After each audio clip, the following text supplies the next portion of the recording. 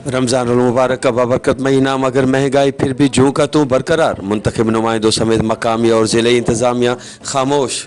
हक़ीक़त इहा आहे दादा, हिन मुल्क जेको आहे तो महांगाई ते हिन सां मसइलो शुरू खां वठी रहियो आहे।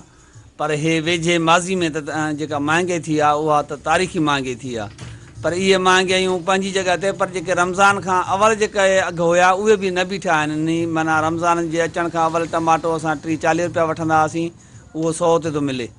ऐं अहिड़े नमूने सां फ्रूट बि इलाही सारा आसमान सां ॻाल्हियूं था कनि जेके ग़रीब जी रेंज खां ई चढ़ियल आहिनि।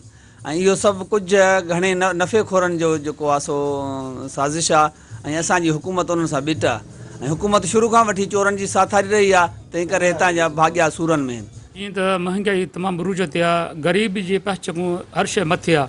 तव्हां ॾिसो अटो ॾिसो 180 रुपया 70 रुपया किलो लॻो पियो आहे। चांवरनि ॾिसो, गेहु ॾिसो, दालूं ॾिसो, मच्छी, गोश्त, मतिलबु त हर शइ ग़रीब पहचकूं ॿाहिरि आहे। ऐं असांखे ॿियो त रिलीफ नथो मिले, सिंधियुनि खे असांजे बलोचनि खे को बि रिलीफ नथो मिले। जेके बि मथूं पैसा अचनि था त हेठियां खाई था वञनि। ग़रीबनि जो जेको भाण ॿिज आहे उहो बि मिलियो, उहो असांखे न मिलिया आबादकारनि खे। ॿियो त असांजा जेके घर रही विया आहिनि, सर्वे थी विया आहिनि, उहे बि पैसा आया आहिनि पर मनपसंदनि खे ॾियनि था ऐं ग़रीबनि खे ॾियनि नथा। छाजे करे इहे छाजी ज़ुल्म आहे असां सिंधियुनि सां? छाजे करे असां ॾिसो हाणे असां सिंध में केतिरो गुरबत आहे। मथूं त ॿाहिरि मुल्कनि में एड मिलिया आहिनि, खरबे रुपया काॾे विया आहिनि। छाजे करे छो नथा ज़ाहिर कनि? असां ई चवंदासीं असां सिंधियुनि सां ज़ुल्म आहे। असांजा जेके बि MNA आहिनि, जेके बि असांजा बस वारा आहिनि, उन्हनि खे अपील था कयूं त महिरबानी करे रमज़ान पैकेज ॾियनि ऐं ग़रीबनि सां इंसाफ़ थिए। महांगाई सही वॾी थी वई, ग़रीब माण्हू पुॼी नथो सघे। छा करे, कहिड़ो ॿोल वठे, भाॼी वठे, छा करे?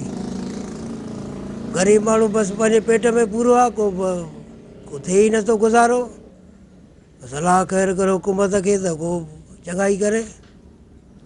वश न्यूज़ से बात करती है उनका मजीद कहना था कि समझ में नहीं आ रहा कि हमारे हुक्मरान न जाने क्यों कातिल महंगाई देखकर फिर भी खामोश हैं।